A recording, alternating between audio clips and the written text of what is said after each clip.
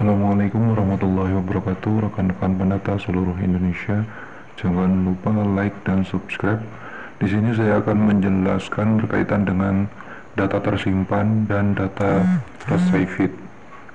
Nah, di sini saya akan menyampaikan beberapa hal. Ini sumber yang saya peroleh dari Kepala BKKBN Metro Utara. Yang pertama, kita akan membahas berkaitan dengan beberapa hal kenapa progres kita tidak bertambah-tambah. Yang pertama yaitu data kita masih dalam hal data tersimpan. Data tersimpan di situ maksudnya adalah data sudah tersimpan di perangkat tetapi masih menunggu, tetapi belum diproses. Itu berkaitan dengan data tersimpan. Jadi data kita itu sudah tersimpan di perangkat tapi masih menunggu, tetapi belum diproses. Dalam penjelasannya, diproses di situ adalah diproses oleh server pusat, ya. Jadi data kita sudah tersimpan, jadi kita sudah bisa agak merasa lega. Itu untuk penjelasan mengenai data tersimpan. Kemudian yang selanjutnya saya akan menyampaikan berkaitan dengan status received.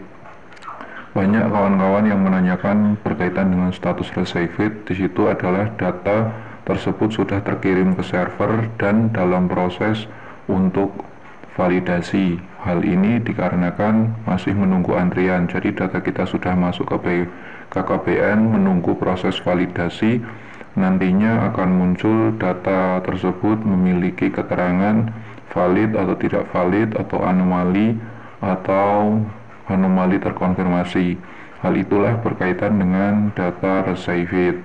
Jadi keterangan atau status received ini adalah tahapan kedua setelah data tersebut diterima atau data tersebut terkirim ke server pusat. Jadi ini adalah tahapan kedua. Yang awalnya adalah statusnya tersimpan, kemudian sekarang statusnya received. Jadi ini merupakan tahap kedua dalam hal validasi data. Nah, itu kemudian selanjutnya data tersimpan tersebut itu kemudian nanti sudah terkirim, kemudian akan divalidasi, kemudian dalam proses untuk validasi. Itu untuk yang kedua berkaitan dengan received. Setelah data tersebut terkirim ke server, kemudian dalam proses validasi, selanjutnya nanti akan muncul keterangan valid. Data yang telah sesuai dengan variabel yang ada itu adalah data yang valid, jadi sudah sesuai dengan apa yang dibutuhkan. Kalau not valid, di situ menunjukkan data kita itu tidak sesuai dengan validasi yang ada. Jadi validasi di sini, jadi datanya dicocokkan, ya, apakah benar atau tidaknya. Nanti kalau tidak benar, maka data tersebut akan not valid atau data yang tidak sesuai dengan validasi data yang ada. Kemudian yang ketiga itu adalah anomali. Anomali itu adalah data yang telah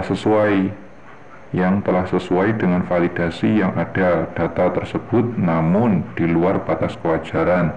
Jadi ada yang sedikit nyeleneh bahasanya, ya. Dari video saya sebelumnya sudah pernah saya sampaikan berkaitan dengan keterangan-keterangan yang sebelumnya.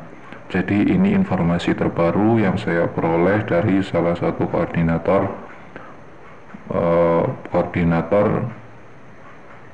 data daripada PK21 itu sendiri. Yang selanjutnya kita lihat tahapannya, tahapan sebelum muncul data validasi data. Di sini kita melihat, ya, di situ ada status tersimpan, received, kemudian valid, not valid, atau anomali. Jadi tahap pertamanya itu adalah data tersimpan. Kemudian tahap yang kedua itu adalah received. Kemudian data yang ketiga adalah valid, not valid, atau anomali.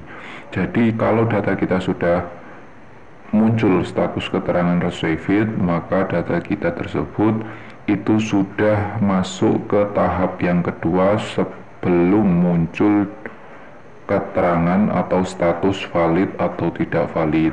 Jadi ya agak merasa tenang karena data kita sedang dalam proses validasi.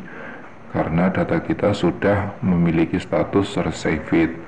Jadi kawan-kawan tidak perlu refresh kembali. Kalau kita refresh kembali, terkadang status itu kembali menjadi status tersimpan atau mundur satu langkah ke belakang. Jadi kalau yang sudah ada muncul received, kita biarkan saja, kita tunggu saja validasi data yang nantinya akan muncul di situ.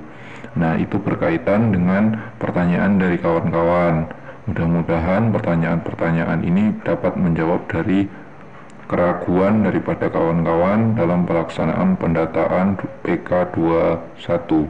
Nah, jadi di sini ada beberapa, di sini kita lihat keterangannya. Keterangan statusnya aplikasi PK21. Jadi tahap pertama itu adalah tersimpan, tahap kedua adalah received, kemudian tahap ketiga adalah validasi data. Nah, mungkin itu saja yang dapat saya sampaikan. Mudah-mudahan dapat membantu kawan-kawan dalam menjawab segala keraguan yang kawan-kawan miliki. Saya akhiri, wassalamualaikum warahmatullahi wabarakatuh.